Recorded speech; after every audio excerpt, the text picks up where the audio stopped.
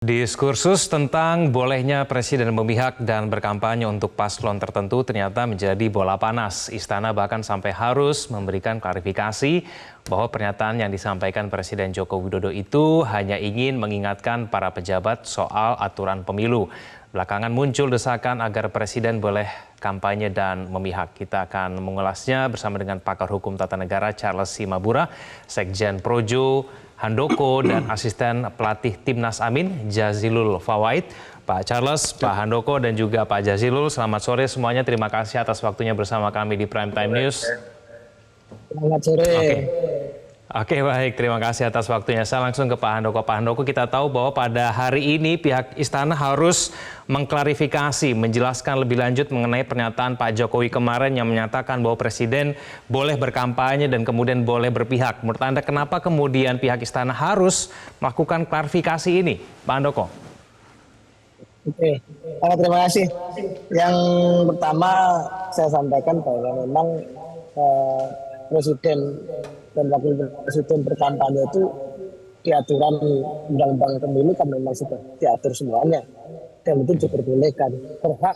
Bahasa di undang-undang adalah Presiden dan Wakil Presiden berhak untuk melakukan kampanye. Nah, jadi sebenarnya tidak ada yang salah sama sekali dari pernyataan Presiden itu, dan aturan-aturan mainnya itu juga sudah diatur semuanya. Tidak boleh menggunakan fasilitas negara yang dimaksud itu apa saja, itu kan sudah dirinci semuanya.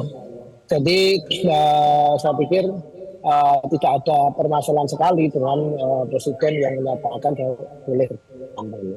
Terkait Istana tadi kan menyatakan bahwa konteks pertanyaan waktu itu ditanya soal terkait menteri segala macam itu. Saya pikir meluruskan hal itu. Tetapi esensi atau substansi dari Presiden dan Wakil Presiden boleh berkampanye itu memang tidak ada yang salah sama sekali. Begitu. Oke, Pak Handoko, tapi kenapa kemudian harus menyebut Megawati Soekarno Putri dan kemudian Susilo Bambang Yudhoyono, presiden sebelumnya? Apakah kemudian menganggap bahwa apa yang dilakukan Pak Jokowi pada hari ini sebetulnya tidak berbeda dengan dilakukan oleh presiden-presiden sebelumnya, Pak Handoko? Konteks dari pernyataan Pak Jokowi kan begini, bahwa pejabat-pejabat politik itu memang punya hak untuk melakukan kampanye. Menteri boleh, presiden boleh, kepala daerah boleh, ya kan? Yang diatur dalam undang-undang yang tidak boleh melakukan kampanye itu kan sudah jelas, itu ada ASN, ada badan-badan kayak BPK, kehakiman segala macam. Ada itu semuanya, ada rinciannya, dan disebutkan dengan jelas dengan kalimat yang sangat terang di Undang-Undang Pemilu itu Presiden dan Wakil Presiden berhak untuk melakukan kampanye dan seterusnya, dan aturan-aturan seterusnya. Jadi ini kan persoalan bahwa kita harus bisa menerima bahwa undang-undangnya itu memang membolehkan, berhak. Perkara kemudian apakah hak itu dipakai atau tidak kan terserah siapa yang mempunyai hak itu. Itu. Jadi menurut saya biasa-biasa saja kalau kemudian pernyataan dari Presiden Jokowi bahwa Presiden boleh melakukan kampanye.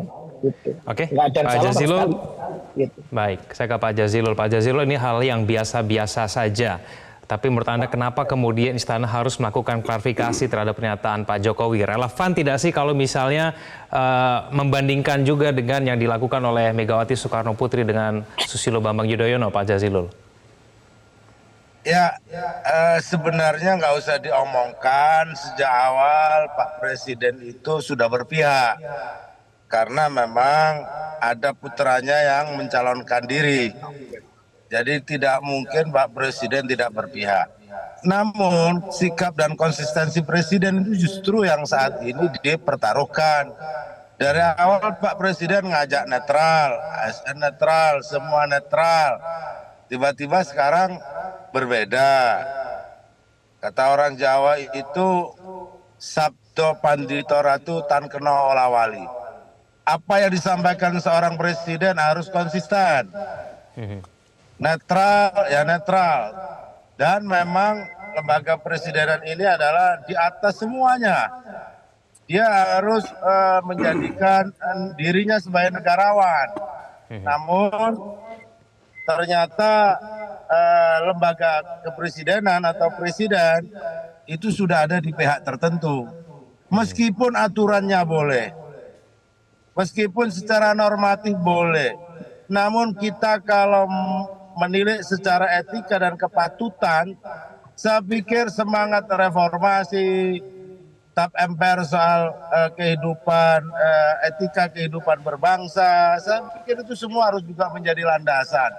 Ya. Oleh sebab itu, kami pun tidak melarang, silakan Pak Presiden berpihak, biarlah rakyat nantilah yang menilai, dan ketika Pak Presiden sudah memihak, maka kami akan nyatakan bahwa itu bukan presiden kami. Ya, Pak Jazilul, tapi kenapa kemudian menurut Anda Pak Jokowi harus menyampaikan hal itu ketika suasananya sebelahnya ada Menteri Pertahanan yang juga kita tahu sebagai calon presiden 02 begitu. Kenapa kemudian menurut Anda Pak Jokowi harus menyampaikan itu sampai 2 kali begitu, bahwa presiden boleh berpihak dan boleh berkampanye begitu? Ya itu menunjukkan kekuatan saja atau menunjukkan juga kepanikan di sisi yang lain. Itu disampaikan di fasilitas negara, di pangkalan udara. Ya silakan saja, silakan kalau memang harus berpihak kepada putranya, secara etik juga boleh. Namun menurut saya saat ini justru itulah menjadi soal di bangsa ini. Dan itu sudah diingatkan juga oleh lembaga sosial society, oleh para penggiat demokrasi, agar pemilu ini atau demokrasi tidak tercederai. Saya pikir itu yang menjadi semangat kita. Kita kembali kepada aturan, katakanlah presiden harus cuti. Cutinya ke siapa? Cutinya minta ke diri sendiri. Jeruk izin kepada jeruk untuk kampanye jeruk. Kira-kira begitulah. Oleh sebab itu ketidakpantasan, ketidakkonsistenan itu dilihat oleh rakyat Indonesia. Kami sebagai timnas pasangan perubahan, justru ini yang kami tunggu-tunggu supaya rakyat lebih melihat keadaan ini, para penggiat demokrasi juga melihat keadaan ini, dan semuanya agar ingin menyelamatkan keadaan yang ada. Supaya bangsa ini atau presiden kita menjadi negarawan dan dia di atas semua kelompok.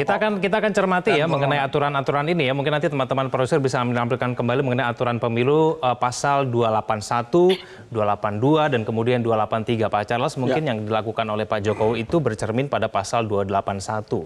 Tapi kemudian juga ada pasal-pasal lain yang juga mengatur mengenai bagaimana perilaku presiden di pemilu 2024 ini khususnya. Nah, di pasal 282 itu juga mengatur mengenai bahwa perilaku maupun presiden tidak boleh membuat keputusan yang kemudian menguntungkan ataupun kemudian merugikan salah satu paslon. Nah, ini kita tampilkan ya, pasal 282 Undang-Undang Pemilu dan kemudian pasal 283 Undang-Undang Pemilu. Nah, ini batasannya bagaimana Pak Charles? Bagaimana kemudian presiden boleh berkampanye tapi kemudian tidak membuat keputusan dan atau melakukan tindakan yang menguntungkan atau merugikan salah satu peserta pemilu?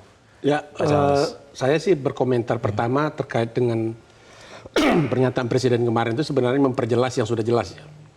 Apa yang sudah jelas ya, jelaslah pasti beliau berpihak ya. Karena yang maju kontestasi itu adalah anaknya.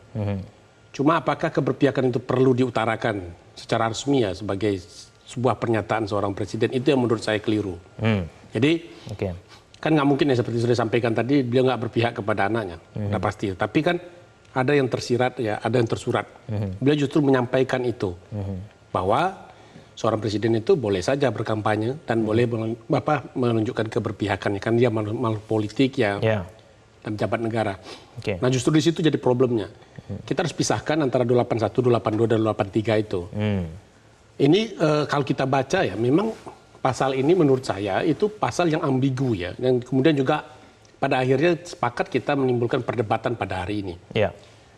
281 itu kan presiden diperbolehkan ya kampanye dengan 2 syarat. Tidak menggunakan fasilitas negara dan cuti di luar tanggungan negara.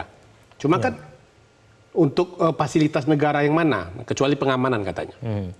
Nah, pengamanan presiden kan standarnya sangat tinggi ya. Dan itu juga selama ini juga sering dilakukan. Sulit untuk memisahkan itu.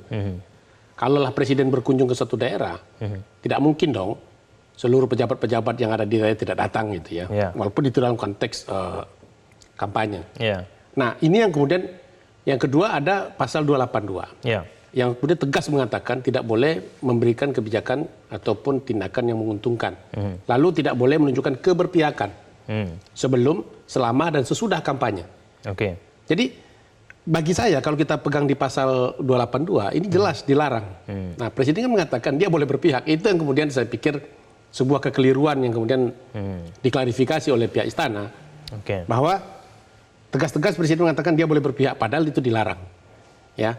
Makanya menjadi ambigu lagi ketika kemudian Presiden ternyata melarang ya seluruh aparat di bawahnya, apakah aparat sipil maupun militer maupun termasuk kepolisian, Ya. untuk tidak menunjukkan keberpihakan dan harus bersikap netral. Dan itu dibarengi dengan beberapa keputusan-keputusan yang dikeluarkan oleh Presiden maupun kementerian lembaga. Tapi begitu Presiden sendiri mengatakan dia berpihak, itu kan merontokkannya, menggugurkan semua regulasi yang kemudian atau kebijakan yang dikeluarkan dalam rangka menjaga netralitas aparat negara kita dalam konteks kepemiluan kita. Jadi kalau Presiden sudah menyatakan seperti itu, saya membayangkan hampir seluruh menteri ya yang kemudian punya background partai politik pasti akan ancang-ancang juga itu ya. Terpengaruh gitu. Ya, dia akan siap-siap juga. Oke, katanya. Presiden udah kasih sinyal nih. Termasuk juga gubernur, bupati, wali kota. Yang kemudian variannya sangat berbeda-beda di masing-masing daerah itu partai politiknya. Bayangkan pemerintahan kita akan seperti apa selama proses pemilu Jadi ini. setelah pernyataan Presiden kemarin akan memberikan pengaruh yang lebih besar lagi Pasti. untuk berpihak kepada. Oke, baik. Pak Charles, nanti saya akan tanya usai jeda apakah kemudian Presiden harus menarik ucapan tersebut mengenai keberpihakan dan juga boleh berkampanye. Kita akan bahas itu usai jeda. Pemirsa jangan kemana-mana, kami akan kembali. Jelajahi cara baru mendapatkan informasi. Download Metro TV Extend sekarang.